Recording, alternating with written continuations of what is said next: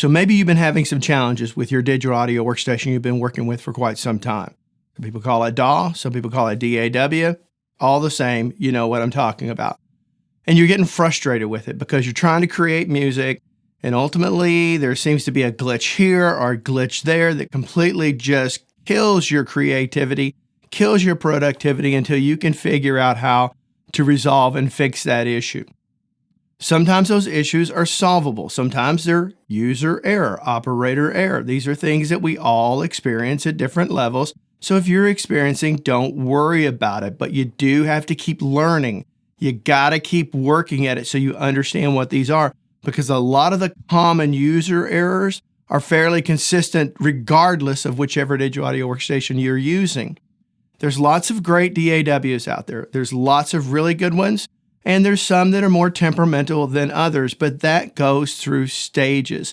And that's really going to be the crux of what I'm going to talk to you about today. What I don't want you to do is waste your money. I'm trying to get you I'm trying to give you some reasoning for not abandoning ship. Maybe it's time to abandon ship. Maybe it's not time to abandon ship. And hopefully by the end of this video, you're going to understand which digital audio workstation you should choose that's right for you and your studio. Basically, all digital audio workstations offer the same type features, right? They all may go about it in different ways, but they all offer the same features. They give you the ability to record audio. They give you the ability to utilize virtual instruments within your sessions. They give you the ability to go out to external hardware via hardware inserts. They're so creative. Some are more geared, think of Ableton as an example, towards virtual instruments and beats and things like that. But that's a specialized tool that can do these other things, but they maybe do it somewhat better because they're really geared towards that type of musician. But most of us, I think, out there, or a lot of us out there, it's hard for me to really stereotype that whole thing, but there's certainly a large percentage of people. And remember, this is worldwide. So what may be popular in America is not necessarily so popular somewhere else on the planet Earth, right? And so you got to kind of keep that in mind. Your needs are going to vary from someone else's halfway across the world.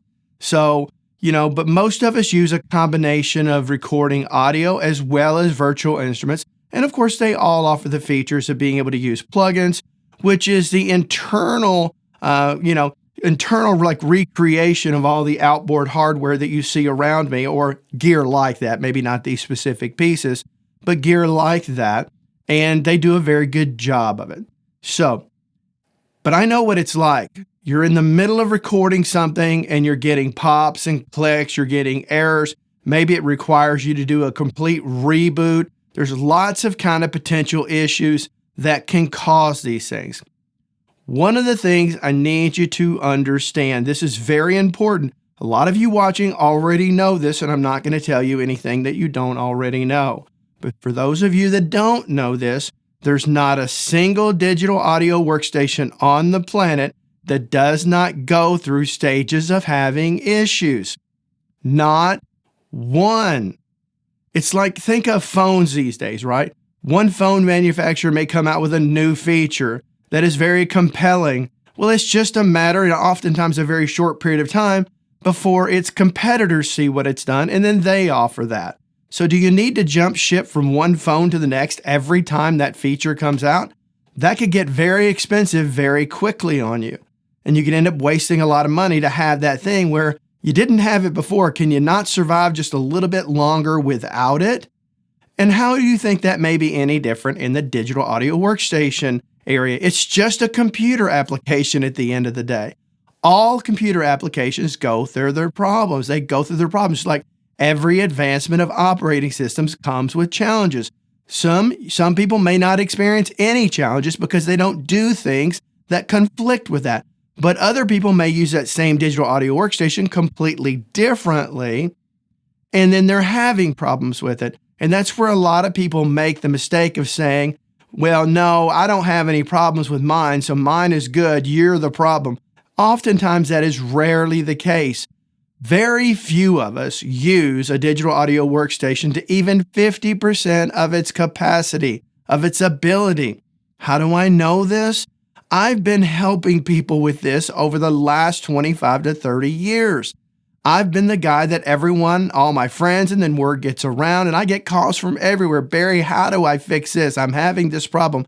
And I help folks troubleshoot that. I've always done that because I've always been deeply passionate about this, and I still do that to this day. And so you learn a lot from other people's experiences. You learn about kind of what their challenges are. And yes, oftentimes it is operator error. Sometimes it's a lack of education and understanding how these things work. And sometimes it's just flat out bugs in the system that you're just going to have to be patient and get worked out. But there is no digital audio workstation on the planet that does not have issues. This is a reason, again, those of us who've been doing this for quite some time, who are deeply passionate about this, we have learned this oftentimes the hard way, the expensive way. Sorry, but I got to interrupt this real quick. Okay, time for some housekeeping. I'm part of the affiliate program with Sweetwater. Yes, I do need to make a little extra money doing this channel. And so that means if you use the link down in the description below and you choose to go purchase something, I get a tiny, tiny cut of it. Don't get a huge cut. I get a itty bitty, bitty, bitty, tiny cut. Same thing for Toman if you're over in Europe. Both those links are down below. So if you use that to go buy a set of strings or a mic cable, or you go out and buy, a $10,000 this or that, yes, I'll get a small cut of that. And it really helps me grow. That way, I've never taken sponsorships. I've never been paid to make a video ever since the day I started this channel, and I never will. I have a side woodworking business called Artisan Woodshed. I make custom desktop enclosures.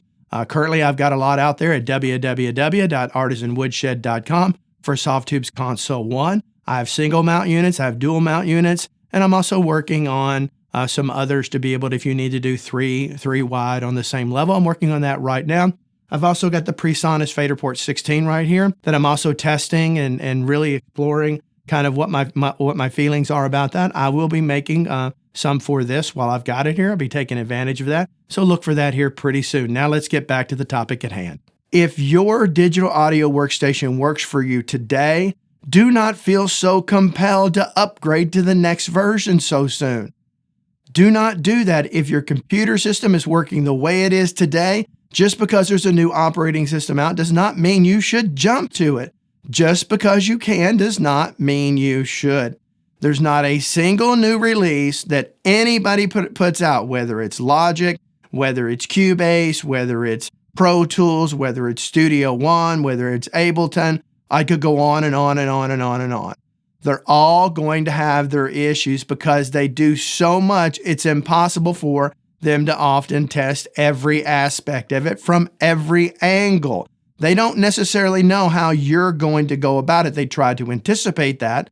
At least the good ones do, the ones that truly care. And there's some out there that are just more than happy to throw it out there knowing it's not ready for prime time. And then they let all their users beta test it and go through all the frustrations. And then they look for commonalities of their feedback and then they go fix it.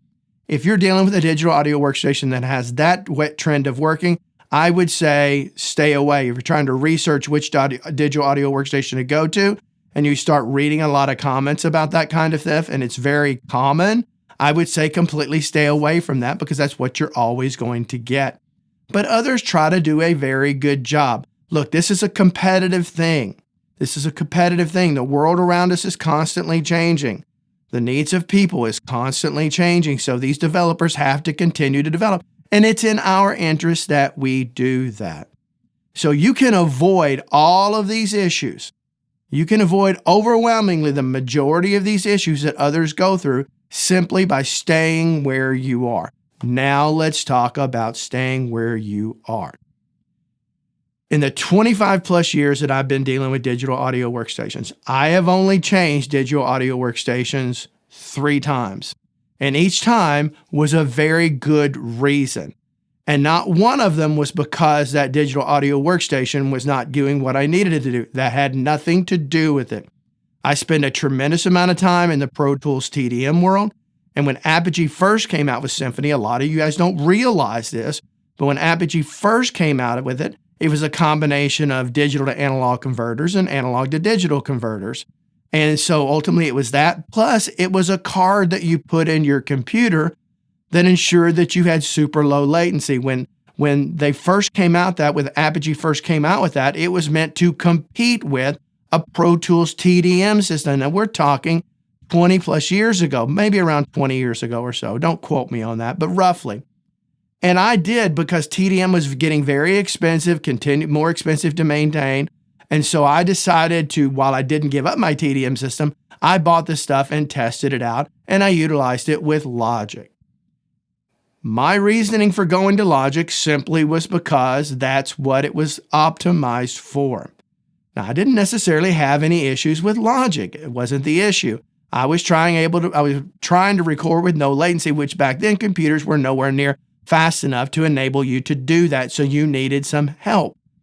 But ultimately, I found that it just didn't live up to its hype. It didn't live up to its promise. So I sold all that gear off and I moved back to Pro Tools. And then just a few short years ago, so the majority of my time is dealing with Pro Tools, and Pro Tools is notorious for going through challenges with its updates. All right, they're one of the ones that do that, what I talked about a few minutes ago. But I went back to Pro Tools and I stayed there until a few years ago. And I realized I did not need TDM anymore. I did not need it. Computers were fast enough to do what I needed them to do. And so ultimately I decided to move away because their pricing structure had gotten so out of control that it's simply I couldn't justify the expense of continuing something that, quite frankly, I didn't need to. Its time had passed for me. Certainly plenty of places out there and plenty of people still need that, but I was not one of them. So what are you learning from this? What did I learn from this? Find whatever digital audio workstation that you want to use and stick with it. Don't go moving from one to other to think it's going to solve your problems. It may solve your problems initially, but I promise you on that next update, you're going to experience problems again.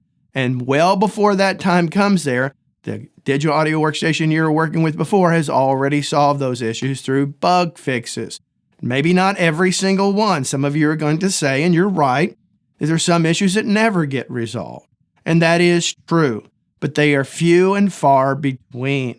So once you commit to a digital audio workstation, stick with it as long as it enables you to do what you need it to do. Really is that simple. Because of this channel, I own every major digital audio workstation that's out there. Not every single one, but all the major ones. And it's important that I become well-versed in each one of them. And there are things that I love about one versus the other at any given moment in time. There are times that drive me crazy about one versus the other at any given time. But those things evolve and they eventually go away, which again, I will bring you back to the number one lesson. Do not upgrade your digital audio workstation or your computer unless it no longer does what you need it to do. Now, you may have needs. There may be a gap that you desperately need that comes out in that next release. At least, for goodness sakes, give it some time to work through that. Let the other people who just won't ever take this advice, let them troubleshoot it for you. Stay engaged in the forums, for whatever forum there may be for that particular digital audio workstation, knowing and understanding that only the people who have problems post about it, which means oftentimes they represent an incredibly small percentage of users worldwide. So you could have a small group of people screaming from the rooftops, but more than likely that is not an issue that others are having. Or it very well may be, which you're going to get a large percentage. You're going to get a high volume of people complaining about the same thing. Just think of when Apple Silicon came out and all of the issues. People wanted to jump to that right away. I recently did a video when the M4 Mac Mini came out, and everybody completely ignored what I said in that video and just wanted to come to their own conclusions. And the whole point of that video, it had nothing to do with the M4 not being an incredible computer or chip on a computer, right? Very, very powerful. It had nothing to do with that it was a Mac Mini. It had to do with be patient and wait until all your plugins are compatible with it. Be patient and wait until your digital audio workstation is compatible, and then take a dive into the deep waters. Otherwise, you may find if you jump too early, you're going to be diving into shallow waters, and you're going to get a big old bump on the head. You know what I'm saying? Come on, work with me, people. So that was really the point of it, but nobody wanted to hear that. They just wanted to hear, oh, my M4 is great. It does great. It does great for you at the time. Now today, that video is obsolete because all of that has been worked out. In the other room over there, I've got a brand new Mac Studio M4 Max. Okay. I've got that and I'm going to be doing testing on it. I'm very excited about it. My preliminary testing so far has been great. And maybe by this weekend, I'll have something out on that. And then I'll have some things to say about it. But ultimately understand that everybody goes through these issues. So be patient, stick with what works. And for goodness sakes, all of the major digital audio workstations, they can all help you achieve and do great things. But what's most important is it stays out of your way. So if it's staying out of your way today and you're getting the job done, don't feel like you're going to jump ship right away and not have some issues. Like yesterday, I upgraded my Nuendo to Nuendo 14. I fully expect to go through some issues. I'm one of the ones that need to test it to help people identify those issues. But I also have Nuendo 13 that I can go right back to and continue working on my regular stuff. And so I've got that ability. Not all digital audio workstations give you the ability to do that without creating separate user accounts and really a lot of workarounds to be able to do it. You can do it, but it requires some workarounds, okay? So if you're looking for me to come and tell you which digital audio workstation to buy, which one is the best for you, I think I answered it. And this channel is all about helping you understand the things that you should consider to make these decisions, more so than me spoon feeding you and telling you what to do, because there's not another human being on this planet via this type of format. Maybe someone you're friends with can help you with this, somebody close to where you live that understand your needs that can tell you which digital audio workstation to go to. But somebody out there online can't do that because they simply don't know what your specific needs are. And that's really important when help guiding somebody towards the right direction. I think we would all agree that's basic common sense. Okay? So keep these things in mind and do me a favor, leave me some comments down below and tell me what you think. But I hope you have a great time in your studio and I hope you're making great music and I hope you're finding the creative satisfaction that you hope to achieve out of your journey in your studio. Until next time, have a great day. Bye-bye.